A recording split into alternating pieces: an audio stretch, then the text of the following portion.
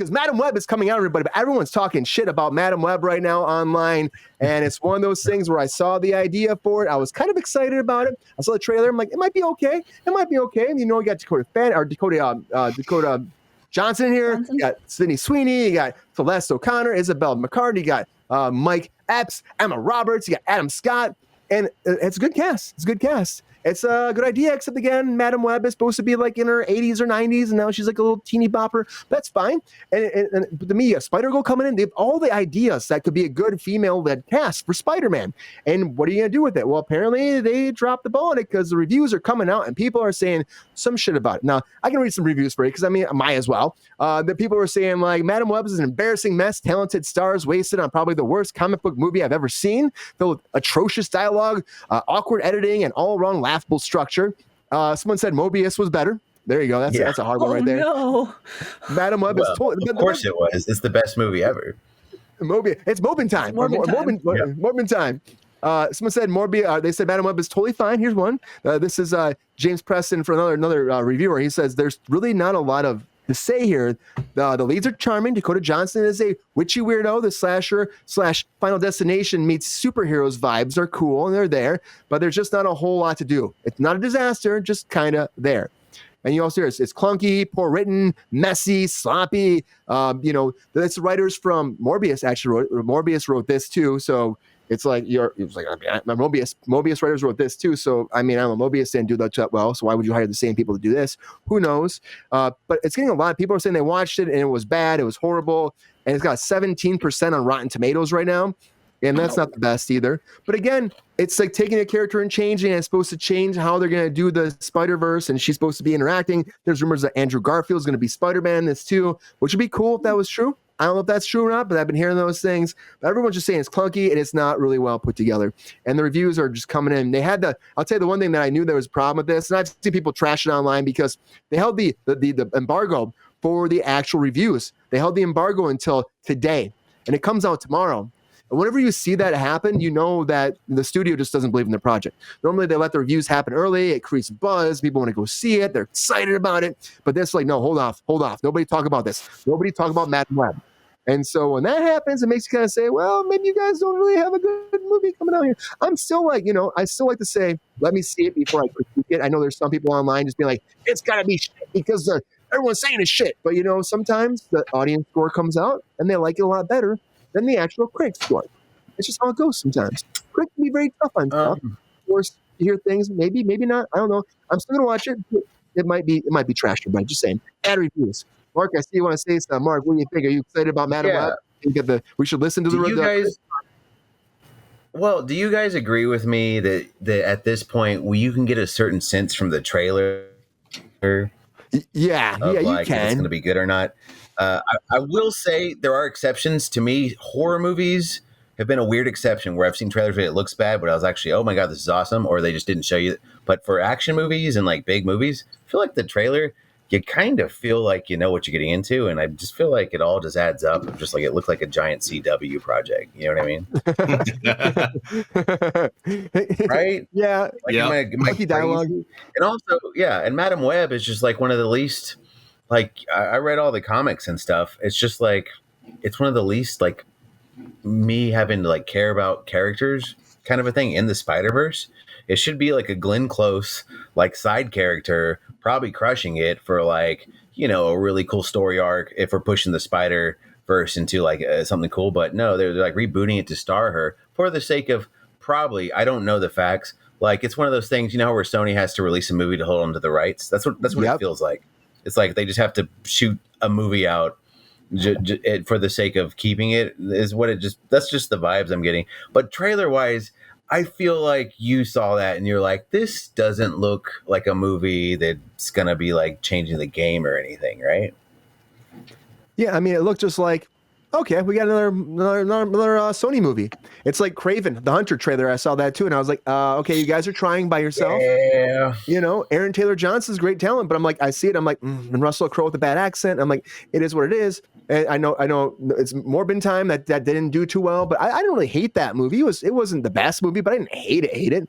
And I might have some enjoyment from this, but I can tell that they have a hard time making these projects by themselves. You have a great cast.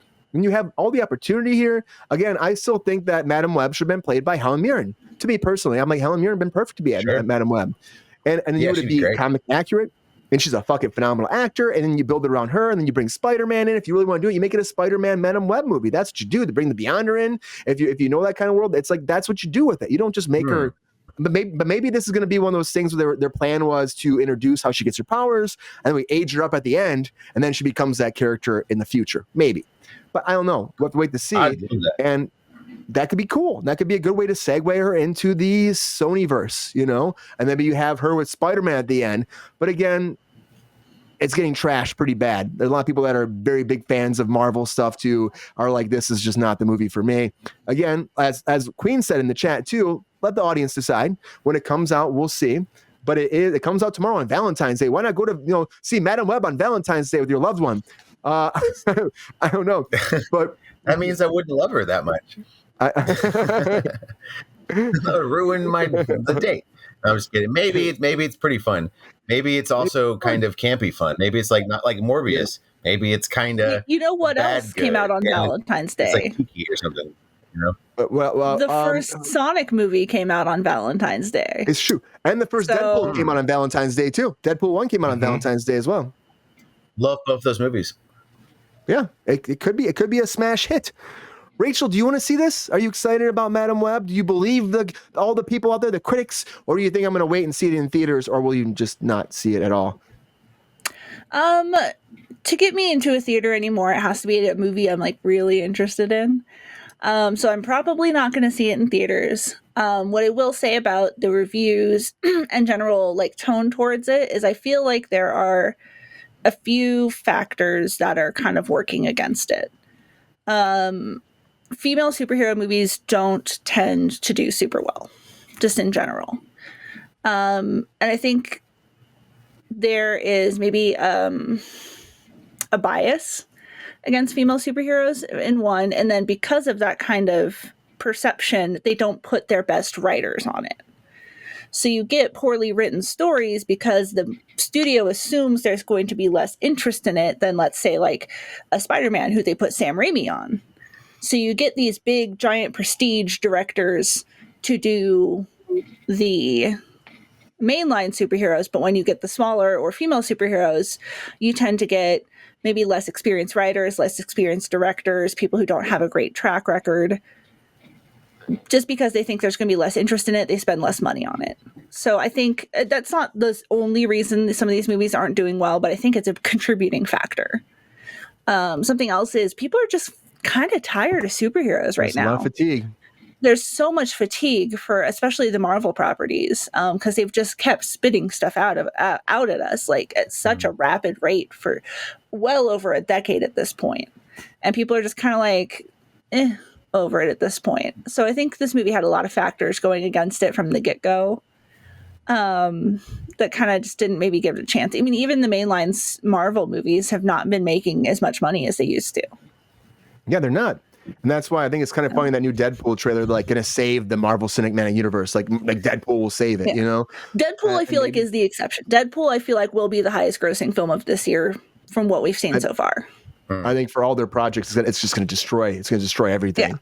Yeah. And you're right about the whole female dynamic. Look at the Marvels. Marvels got trashed. And I saw the Marvels. It wasn't a bad movie. It was all right. It was, it was fun. Again, they threw the Beast factor in at the end. They threw Kelsey Grammer in there to be Beast again, just to have that like hook and to connect it to that Foxverse, because they're going to be doing more and more of that. Of course, the Deadpool movie will be a lot about the Foxverse, and we know that already, like everybody that's coming back for it. So, but that it got trashed, and then no one saw it, and it bombed. And Those even were the biggest bombs ever.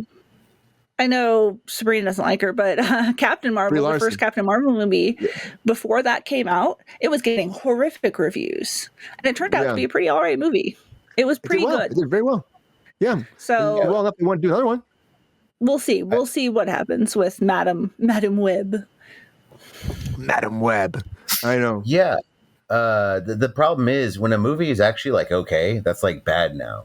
Even though like like mid is like doesn't mean bad. Mid means like this is an acceptable movie. Kids will probably like it. There's like probably like little girls and stuff who like this movie blows my mind. I can't list how many movies that were mid that when I was a kid just meant the world to me. whenever we watch, I'm like, oh, this isn't like a good movie. You know what I mean? But it's like it's still cool. I get that. It's just the stigma and the culture is just so dialed up to like comparing everything to each other and stuff. Yeah. Yes. But it's crazy how the bar is raised to where like a movie that's actually like pretty decent is just doesn't count. You know what I mean? Right. Yeah. And that sucks too, because like just sometimes just like when I go to a theater, just turn off and just enjoy something. And that's what those Fast and Furious movies are. They're not meant to be like dramatic, like killer type things. It's you just turn off and you just have a good time. Eat some popcorn. You sound like Christopher Nolan right now. Wow. That man's got plenty of Oscars, so you go for it. Maybe that's why he likes it. Maybe that's his secret. I'll be like Nolan. He's a fantastic human being. I worked with him on 2 movies. It's awesome. So I will say, shout out to Chris Nolan, awesome guy. And you know what? Maybe just needs that sometimes. You do all this crazy dramatic writing, and you get so intense when you're directing. Maybe you just need to turn off and just watch something about family and Corona beer and cars, and say, fuck it. This is great. This is fun. This is fun cinema. And for me, I'm all about it. I get Nolan. I get it because I like those movies too. I know they're not cinematic gold, but they are to me a lot of fun. Jake, get in there. What do you think about this, Jake? Do you think that honestly, at the end of the day, that the critics are going to be right? Do you listen to critics ever? Do you think that the critics can hurt a movie? Because again, people are just slamming it online. 17% on Rotten Tomatoes. Or do you think at the end of the day, this movie could be fine and people go out and check it out? I don't listen to critics, no, because they might slow like the initial reaction to a movie, but as Queen said, you let the public decide, and it's going to gain momentum if it deserves the momentum, but yeah, I think the critics and the Rotten Tomatoes things, some of them things that they say are terrible, I love them, so it's I don't really pay attention to that too much. If it's something you see as problematic sometimes. Have you guys seen any promotion for this movie either? I didn't even know this movie was happening. I didn't know it was a thing until today. That's the problem too, Rachel. That's what people are saying online, that the studio just gave up on it because they had one trailer and that's it. And then normally they do at least 2 more trailers. Normally they have some teasers, some TV spots, and they haven't run anything. They released the first trailer and then they just stopped. They had a premiere on Monday for it though, and and they had everybody come out, and then they had the embargo until today, the day before, and it's like. That makes you think the studio thinks it's not going to do well, or they're just like, they're not going to spend the money on it, which is sad. Mm-hmm. I haven't heard fuck all about this movie, and it has a huge cast for me to have not heard fuck all about it. Yeah, even Adam Scott's supposed to be playing like Uncle Ben in this, like young Uncle Ben. That's the whole thing, and then it's supposed to lead towards Spider-Man coming in at the very end. So it's supposed to take place in the past. So he's a paramedic or something. So that has been something that's been put out there. But then again, they're not promoting this movie at all. So they just think it's going to bomb, and they just don't want to waste any time spending money on it. It just sucks. Because again, for the cast and the director and everybody, all the writers, everybody else, it's like, you guys do you want to try? You want to try? Okay. Right. That sucks. You know what I think it is? I think for a new character or a not popular character, the for whatever reason, the formula to break the not popular characters, like the C or D tier characters, and make them a franchise, I feel like it's got to be like a bit of a tongue-in-cheek kind of approach. And if this movie does feel like it takes itself seriously, which I feel is not, I haven't seen that work yet for the like the D tier, C tier characters. You know what I mean? And it doesn't have a sense of like, it's not marketed with like a sense of fun or like, this is going to be kind of rad. It seems like it's like we're taking ourselves seriously, but then also it just feels like, like a doesn't feel like a movie. It feels like it'd be like a limited series type thing. Just from production, just little hints of details that I've seen. So it just feels like a weird combo. They've been relating it to like Final Destination. They say it's more dramatic. I've been seeing too in the reviews that they not a lot of action. Like you'd expect a lot of action here. You got Spider-Woman, you got Spider-Girl, you got Madame Webb, you got a bunch of different characters here that are supposed to be big female characters, and they say there's not a lot of action. You got another version of Spider-Man that comes in from a different universe that's supposed to be like trying to kill people. And I mean, to me, it sounds like there's a lot of good ideas here, but maybe they just didn't execute it right. They just didn't find a way to make it fun. I think what really shows us that they didn't give a shit about this movie is that the Super Bowl just happened this weekend. This movie's coming out this week, and they didn't buy a Super Bowl commercial. Nope, they didn't want to spend the $7 million on it. They didn't want to do it. Nope. So they don't give a shit about this. They don't care if this makes money. They've already written it off. Yeah, I think so too. That sucks. It sucks for everybody involved. I said earlier, I said Helen Mirren would have been great too, but just because I was talking to Jake earlier, I'm like, Helen Mirren, I just gotta show everybody. Here's young Helen Mirren for a second. Damn, Helen Mirren, you're fucking killing it. That's all I got. That's all I gotta say. What? That's all I gotta say. Young Helen Mirren right here, just fucking killing it. That's all, I mean, that's for everybody out there. I crush on her. I crush on her currently. I don't even need this. She's a badass. She's a great actor. Yeah, she's great. And also perfect casting, by the way. I threw out Glenn Close, but no, Helen Mirren's definitely the better. Yeah, I love that. I just think it would have been fun. Maybe they can get her later. And then again, this movie bombs, it's just going to disappear. Just like all their stuff they're trying to do. Sure. I think, it seems like the key source is it just didn't feel like there was a lot of heart in it. It felt like a thing that kind of was like forced to be made. That's the vibe I'm getting without knowing any of the facts, by the way. It just feels that way.